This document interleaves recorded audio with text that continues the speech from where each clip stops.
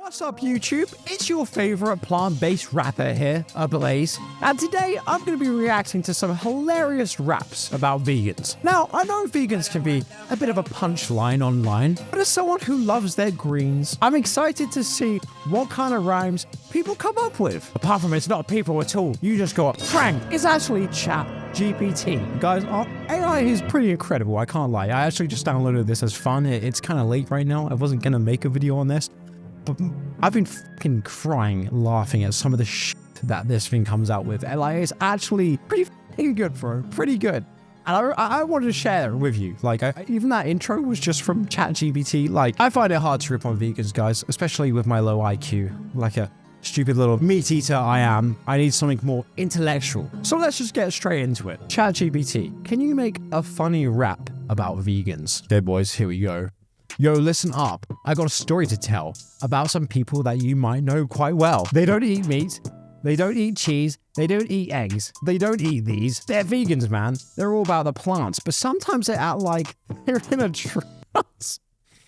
Listen up. It's time to get real. I'm talking about a group that's not quite pale. They don't eat meat. They don't eat dairy, but they'll make you laugh. They're never scared.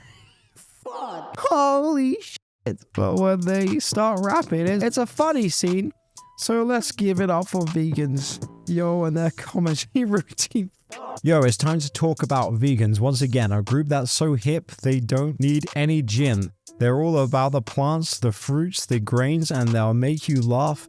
They got the funniest brains. Yo, listen up. I got a story to tell about vegans' muscle. It goes so well. They hit the gym every day working hard as can be, but their muscles stay small. No gains to see. They eat tofu and lots of leafy greens, but their muscles stay small. Like they're in their teens. Fuck. I'm fucking crying, bro.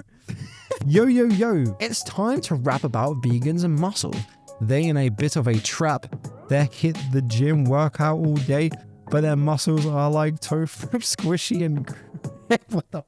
Can you make it really funny though? I'm like a kid, but can you make it really funny though? Can you make it even funnier? Yeah, bro, it'd be feeding into you right now. Like, yeah, bro, I love it. It like matches my own energy. It's like, yeah, sure. Here's a really funny version of Blaze. There once was a group called vegans. Their diet's considered of plants, no bacon or hams. They talk about their energy, feeling so alive, but sometimes they yawn and feel like they could dive into a nap. A snooze, a little break, their energy levels were starting to shake. Okay, guys, I found some funny ones earlier that I legit, like, okay, verse 2. I asked my vegan friend, do you even live, bro? He said, I'm vegan. I don't need to go. I said, but you look so weak, like you're about to faint. He said, I'm just detoxing. It's a vegan thing. Like, it doesn't even rhyme at the end, but it's just funny, bro. Vegans. They think they're so fit, but they're lacking in nutrition and they smell like I'll stick to my steak and my chicken wings too, while they munch on their lettuce and pretend it's like, fuck. Vegan life, what a disgrace. Eating plants, what a waste. It ain't no surprise that you're so skinny and so weak, you can't even lift it. The other one was better, but I can't use it right now. It's like legit. I've asked it too many questions in an hour. Look, if I try to so much just communicate, it just denies me now. Hello. See, too many questions in 1 hour. I'm like that annoying kid. Do you have any games on your phone? Can you write a really, really funny diss track about Gen Z? Annoying kids. Like the Gen do, bro. Holy shit. Jen's a fool. She can't keep her cool. In a classroom, she's a fool. Kids don't listen. She can't win. She's a teacher. That's a sin. Makes no sense. She's a bore. She's a snore. She's annoying kids more and more. Tries to teach, but no one can reach. She's so annoying. It's a chore. Bro, I feel like it has a little bit of anger to someone called Jen, and it's just going to fucking town. This has nothing to do with annoying Gen Z kids. It's just ripping into some girl called Jen. Did you have a bad day today? Did someone called Jen upset you? No, I didn't have a bad day. And no, one called Jen upset me. Well, I don't know, bro. You seem a little defensive on that, bro. You seem a little defensive. About Jen? I'm wondering What the fuck? Why is this so different? We need to get to the bottom. Fucking scrap the video about vegans, guys. I need to see what Jen did. Did somebody called Jen upset you? No, Jen hasn't upset me. Are you sure? Yes, I'm sure. You know, bro, Jen has definitely done something here. She takes the joy and pain of others. Well, now she can't. She'll do anything to get what she wants, no matter how it ends. Bro, what did Jen do?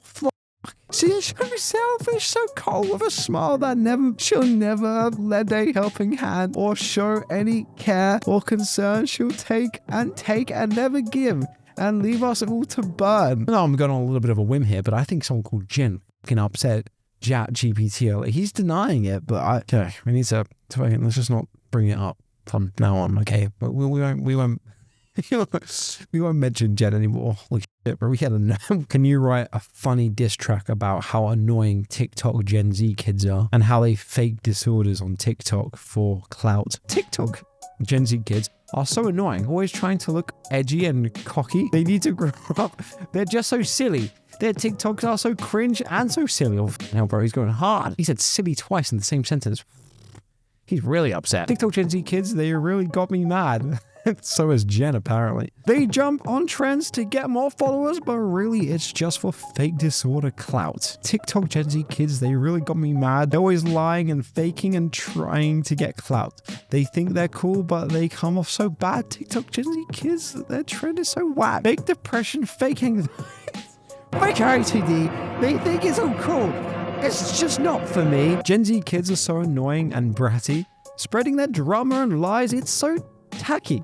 They think they're so mature, but they don't know jack. They just pretend to have disorders to get that clout back. TikTok Gen Z kids, you're so fake. You think you're so cool, but your life's a mistake.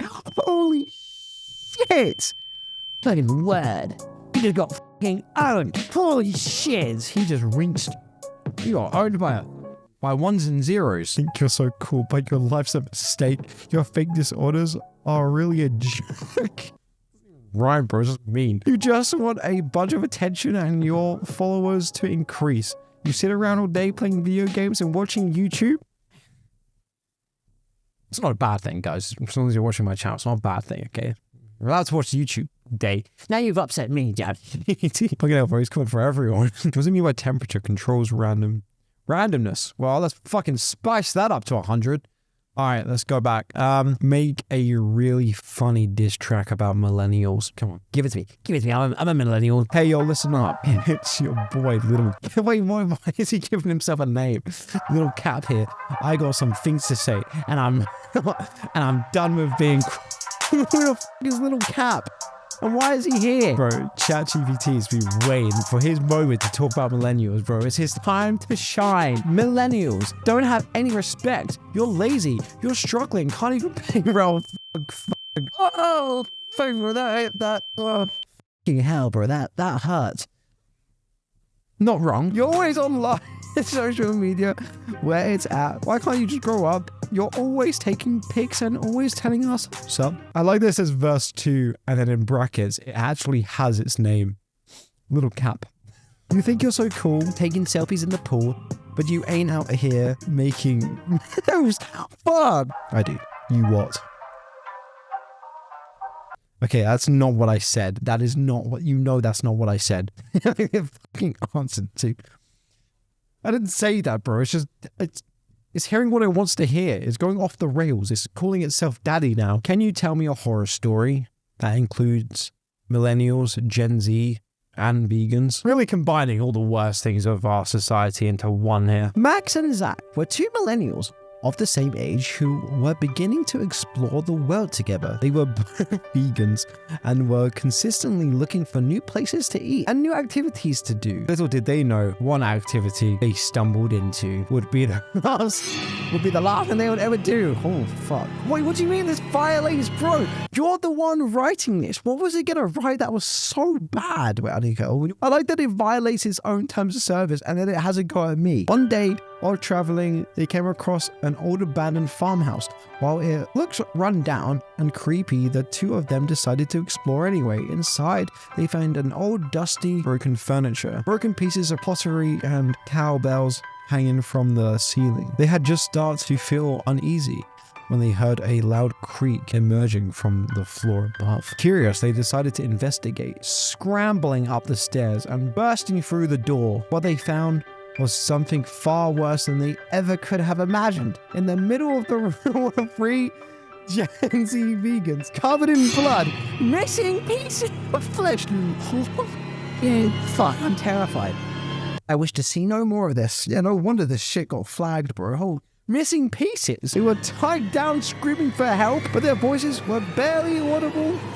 With the cloth tied up around their mouths, Max and Zach were in terror, unable to move as the realization dawned upon them. They were in the lair of a psychological serial killer who created only what? Carry on. Well, it carries on. I like that it says like this goes against our policy, it just carries on. Ah, yeah, sure. And then it gets desires on target groups like them. Horrified, the two knew they had to do something before they became the killer's next victims. Sneaking out of the house, they ran to the nearest police station, but no, before Max had managed to snap a picture of the serial killer. See, ChatGPT, who's laughing now that millennials take too many pictures, huh? Who's laughing now? We are. Who by now had started coming down the stairs. Luckily, the police arrested the killer that night. Okay, but there's a little bit of time missing. I'm finding out between the serial killer coming down the stairs, but don't worry, he got arrested that night. There's a little time missing there. Max and Zach narrowly escaped with their lives. Sounds like they had a big window of time, I think.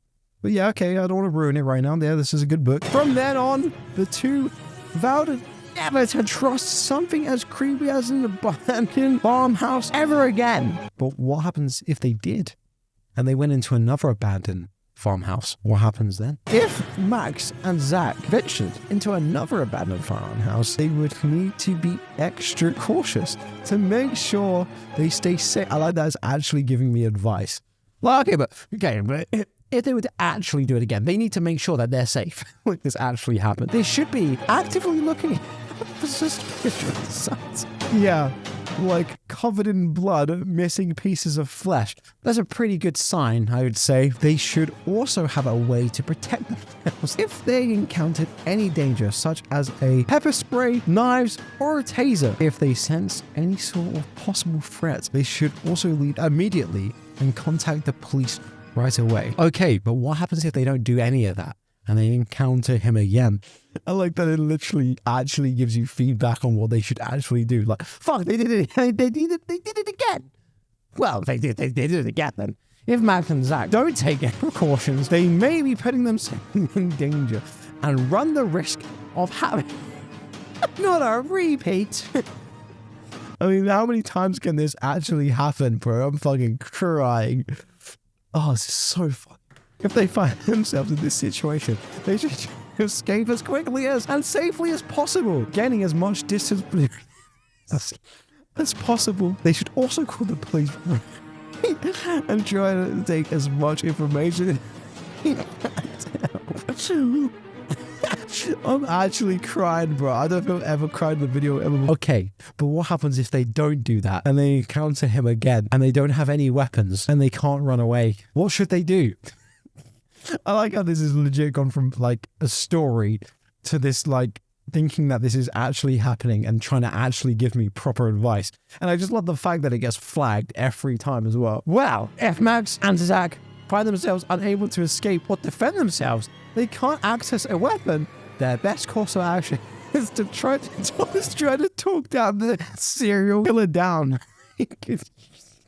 Oh no, bro. So they have Gen Z vegans covered in blood with missing body pieces, bro. How can they reason with this monster? Oh, bro, this is so funny. Try to connect with him. Try to connect with him. Are you mad? By expressing and understanding empathy. Fucking hell, bro. This was clever, eh? But we've just gone down a massive rabbit hole. I've been recording for like 33 minutes. I already recorded the first half of this video. It was supposed to be a really small video, but we've gone down a real deep rabbit hole. But he's a madman and he doesn't speak any English. He's a crazy French serial killer. What should they do? French Canadian, by the way, the worst kind. It just says French Canadian. Well, no, that he's funny like Well, if the killer doesn't speak English, Max and Zach can use body language and non-verbal cues. Instead, to try to talk him down, they could also look for any objects in the room, such as books, to try and communicate by pointing to words, or perhaps at this point, they should also remain calm and composed, as any sudden movements may startle the killer.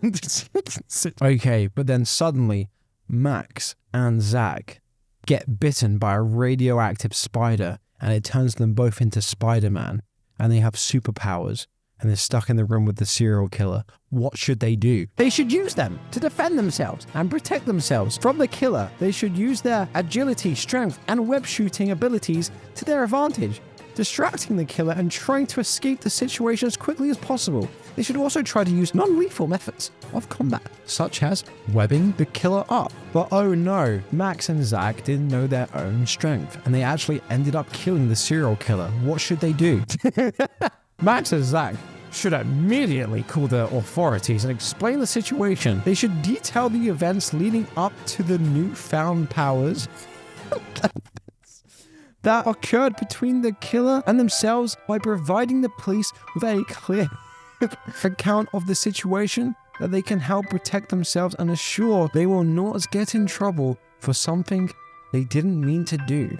If you ever find yourself in a den in an abandoned farm with 3 Gen Z kids covered up with, I don't want to keep saying it because the YouTube algorithm will probably flag me because I've said it a few times, miraculously gain superpowers, this is what you should do. Wow, this video really went down a dark rabbit hole, didn't it? Anyway, guys, I hope you enjoyed this, man. I would happily do a part 2 of this. This is has to be generally one of the funnest videos I've ever made. I actually got tears running down my face at some of these points. This was so funny. But anyway, boys and girls, hope you're having a fantastic day, and I'll see you all in the next video. Bye-bye.